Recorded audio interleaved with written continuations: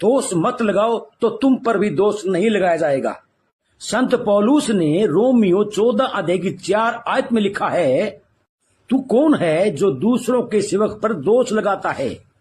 उसका शिथिल रहना या गिर जाना उसके स्वामी से ही संबंध रखता है।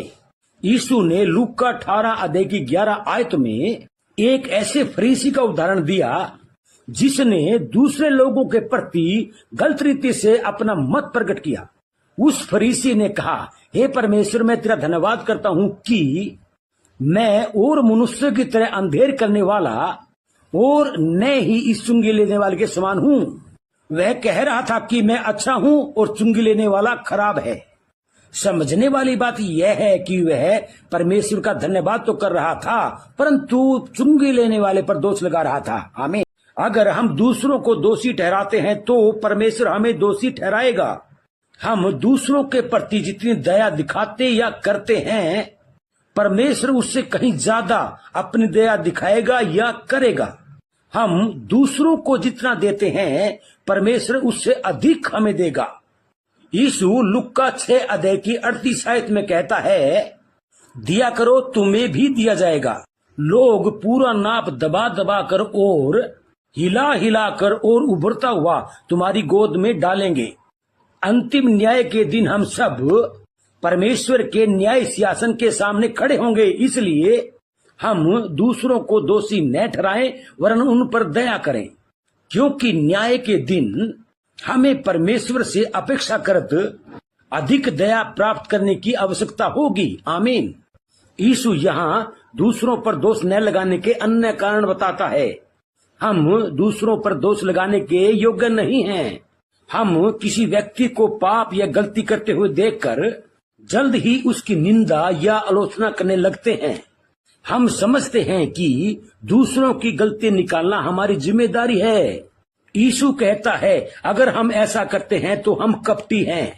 हम अपने भाई के हृदय से आंख के तिनके के बराबर अर्थात छोटे पाप को दूर करने की कोशिश करते हैं, परंतु अपने मन में उपस्थित आंख के लट्ठे के बराबर अर्थात बड़े पाप को दूर करने के बारे में नहीं सोचते हैं। हमारा पाप हमें आत्मिक रूप से अंधा बना देता है। यह हमारी आंख में लट्ठा के समान होता है। आमीन। मत्ती 7 अध्याय की 5 आयत में वचन कहता है, हे कपटी, पहले अपनी आंख में से लट्ठा निकाल ले, तब तू अपने भाई की आंख का तिनका भली भांति देखकर निकाल सकेगा। आमीन। दूसरों को दोषी ठहराने के बजाय हम अपने आप को जांचें।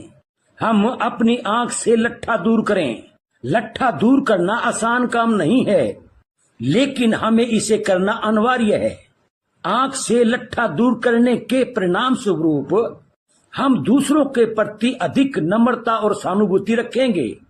हम अपने आप को जांचने पर दूसरों पर दोष लगाना बंद कर देंगे। सिर्फ यही नहीं, हम अपने भाई को परमेश्वर के दृष्टिकोण से देखने में समर्थ होंगे और हमारा दोष लगाने और निंदा करने वाला आत्मा नष्ट हो जाएगा। आमीन। वृक्ष और उसका फल। हम झूठे भविष्यवक्ताओं को उनके फल अर्थात उनकी शिक्षा तथा उनके कार्य से पहचान सकते हैं।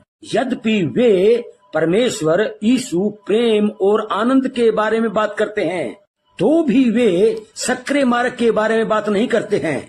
झूठे भविष्यवक्ता पापी से कहते हैं कि चिंता मत करो, परमेश्वर तुम्हें क्षमा करेगा, लेकिन वे पश्चाताप करने, पाप से मन फिराने तथा अपने आप का इनकार करने के बारे में प्रचार नहीं करते हैं। यिर्मयाह 6 अध्याय की 13-14 आयत में परमेश्वर का वचन कहता है, क्योंकि उनमें छोटे से लेकर बड़े तक सबके सब लालची हैं, और क्या भविष्यवक्ता क्या याचक सबके सब छल से काम करते हैं। वे शांति है शांति ऐसा कहकर मेरी प्रजा के घाव को ऊपर ही ऊपर जंगा करते हैं, परंतु शांति कुछ भी नहीं है। निकम्मा वृक्ष जो फल नहीं लाता है या बुरे फल लाता है, परमेश्वर का वचन कहता है वह काट दिया जाता है। जो व्यक्ति कहता है कि मैं विश्वास करता हूँ परंतु पवित्र आत्मा का कोई फल नहीं देता या लाता है, तो परमेश्वर का वचन कहता है कि वह भी काट दिया जाएगा। यीशु ने कहा, मैंने तुम्हें चुना है ताकि तुम जाकर फल लाओ और तुम्हारा फल बना रहे। अगर हम आत्मा के अनुसार चलते हैं तो हमारे फल भी आत्मिक होंगे। यीशु ने लुक्का 6 अध्याय की 45 आयत में कहा है, भला मनुष्य मन के भले भंडार से भली बातें निकालता है और बुरा मनुष्य बुरे भंडार से बुरी बातें निकालता है, क्योंकि जो मन में भरा है वही मुंह पर आता है। हम अपने मन की बातें अपने मुंह से कहते हैं। आमीन। हे भाइयों, हमारे प्रभु यीशु मसीह का अनुग्रह तुम्हारी आत्मा के साथ रहे। आमीन।